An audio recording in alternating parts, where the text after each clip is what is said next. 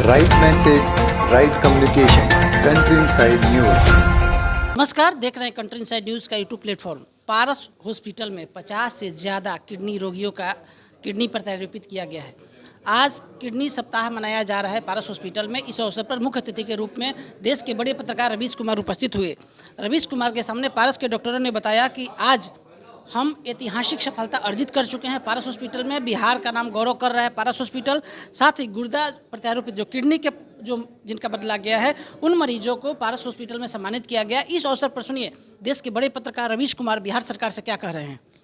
के लिए लेकिन सबकी बातों को सुनने लगा तो कई सारी चीज़ें जानी और जो बात समझ में आई वो ये कि जब तक हम बीमार नहीं होते बीमारी को लेकर लापरवाह होते और जब बीमार हो जाते हैं तो इलाज को लेकर लापरवाह होते हैं। तो ये बात आज मुझे समझ में आई और डॉक्टर तक पहुंचने से पहले हम लोग कई घाट पर जाकर तरह तरह का झाड़ फूक वाला इलाज करते हैं जिससे और अपना नुकसान कर लेते हैं। तो देरी होने की जो वजह है उसमें पैसे के अलावा ये भी इसके कारण फलाना बाबा ने कह दिया, फलाना फकीर ने कह दिया, करते करते और डॉक्टर तक पहुंचने में देरी करते हैं जिससे हमारा मेडिकल कॉस्ट बहुत बढ़ जाता है। तब आकर हम हाई तौबा करने लगते हैं। लेकिन ये आप लोगों की बात बहुत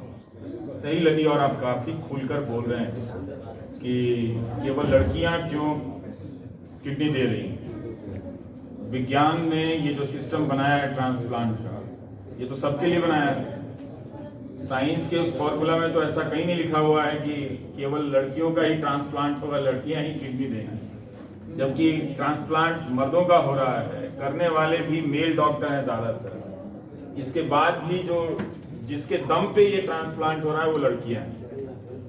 तो इस धारणा से बाहर आइए और आप पत्रकार लोग हैं, जो आप डोनर हैं और जो लोग रिसीवर हैं, जो मरीज हैं, आप लोग घर परिवार में खूब बात कीजिए कि ट्रांसप्लांट के बाद आप कैसा महसूस कर रहे हैं। पहले जो जिन बातों को लेकर डर रहे थे अब उस डर में कितनी कमी आई है, क्यों नहीं मर्दों को किडनी अपना देना चाहिए।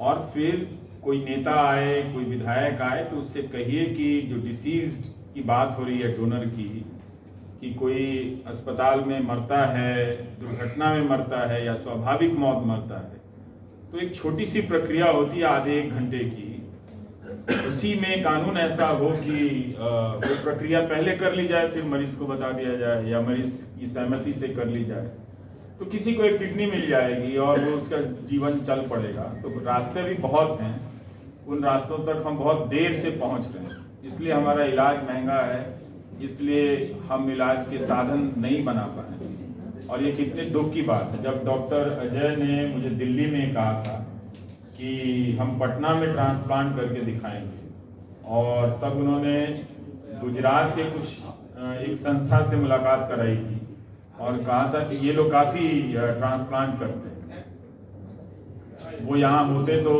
और ज़्यादा बताते। पर ये अच्छी बात तो नहीं है, लेकिन डॉक्टर लोग भी बीमार पड़ते हैं, तो इसलिए सावधानी बरतने की ज़रूरत है। तो ऐसा नहीं है कि डॉक्टर साहब बीमार नहीं पड़ते हैं, उनको सारी दवाइयाँ मालूम है तभी बीमार पड़ गए। तो ये आपको ये समझना है कि बीमारी को लेकर सचेत रहना, जानना है। और जितनी झूठी बातें जानने में अपना समय आप बिताते हैं तो झूठ का कॉस्ट बहुत ज़्यादा होता है, बहुत पैसा लगता है उसको, झूठ को बचाने में, झूठ को बताने में बहुत खर्चा होता है। तो अगर आप सही चीज़ जानिए, सही चीज़ बता दीजिए डॉक्टर से कैसे बात करनी है, क्या बताना है डॉक्टर को, तो ये सब कहने सुनने में बहुत समय लग जाता है। समाज का भी योगदान है, परिवार का भी है, इसका पढ़ाई लिखाई से कोई संबंध नहीं है। पढ़ा लिखा आदमी भी डॉक्टर को सही तरीके से नहीं बता पाता है, नहीं बात कर पाता है, और कम पढ़ा लिखा आदमी ज़्यादा बेहतर तरीके से डॉक्टर से कई बार बता देता है कि वो क्या महसूस कर रहा है। और डॉक्टर ज़्यादा आत्मविश्वास से उसके साथ प्रयोग करते हैं, अपनी दवाइयों को लेकर आगे बढ़ते हैं, दोनों कोई रिस्क लेता है और अंत में कई बार रिजल्ट अक्सर अच्छा भी होता है। तो जब डॉक्टर अजय ने कहा कि गुजरात की कोई संस्था करती है, ये लोग काफ़ी काम करता है और बड़ी संख्या में ट्रांसप्लांट करता है, तो बिहार में नहीं होता, तो मुझे लगा कि ये क्या बोल रहे हैं कि बिहार में नहीं होता, ऐसा थोड़ी होगा कि बिहार में ट्रांसप्लांट नहीं होता। मैंने पूछा सचमुच बिहार में नहीं होता है? तो उन्होंने कहा कि नहीं, बिहार में नहीं होता और हम करके दिखाएंगे। तो फिर मैं हंसने लगा, मैंने आप करेंगे इस एज में? तो उन्होंने कहा हाँ मेरी टीम है। तो मैं आप लोगों से नहीं मिला था, doctor Anshuman, doctor Shashi, doctor Apurva, doctor Abhishek, मैंने सबके नाम लिया तो आप लोगों से आज मिला हूँ। लेकिन उन्होंने बताया कि यंग लोगों की टीम है और हम कर रहे हैं। उसके बाद इस मामले में बात नहीं हुई। जब मैं यहाँ आया, यहाँ कोई मेरे घर से कोई बीमार है, हम कई दिनों से आ जा रहे हैं यहाँ पे, तो उन्होंने कहा कि हमने 52 ट्रांसप्लांट किए हैं। तो ये बड़ी बात थी कि एक तो इस इतने बड़े राज्य में ट्रांसप्लांट नहीं हो रहा है और इतने बड़े राज्य में जहाँ हुआ है ये लोग 52 कर पाए हैं, तो ये एक शुरुआत ही कही जा सकती है। पता नहीं इनके हाथ से कितनों का जीवन बचेगा, कितने लोग इधर उधर भटकने के बजाय इस धारणा को तोड़ेंगे, घर के मर्द लोग भी किडनी दान करेंगे। और राज्य सरकार से यही मांग है कि इस तरह के कानून बनाने में बहुत ज़्यादा वक्त नहीं लेना चाहिए। जो मृत शरीर से अंगदान करने की बात है, इसमें किसी भी सरकार को बहुत कम समय में दुनिया में अब इस तरह के कानून बन गए हैं। तो ऐसा नहीं है कि बिहार को पहली बार कानून बनाना पड़ेगा। तो जहाँ जैसे स्पेन के कानून का इन्होंने उदाहरण दिया कि वहाँ अगर कोई भी मरता है तो उसका अंगदान कराना पड़ता है।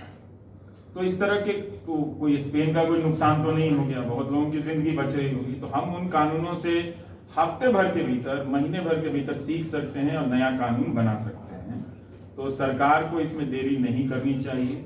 एक आखिरी बात ये कहूँगा कि अगर आप डॉक्टर लोगों की मदद से, इनके संपर्क में आने से आपको पता चलता है कि कोई ऐसी संस्था है जो किडनी के मरीजों को ऐसे वक्त में मदद करती है, तो वैसी संस्था में आप भी दान दिया कीजिए और ये अपनी आदत का हिस्सा बनाइए कि 100 रुपया ही सही, 200 रुपया ही सही, अगर कोई ऐसी संस्था है जो कैंसर के लिए या किडनी जैसी बीमारी के लिए मरीजों की मदद करती है, तो उसमें आप 100 रुपया, 200 रुपया, 500 रुपया, 1000 रुपया अगर आप उसको दान देते हैं तो उसके पास ज़्यादा पैसा आएगा और ज़्यादा लोगों की मदद होगी और अंत में उसका फायदा हम सभी को ही होगा।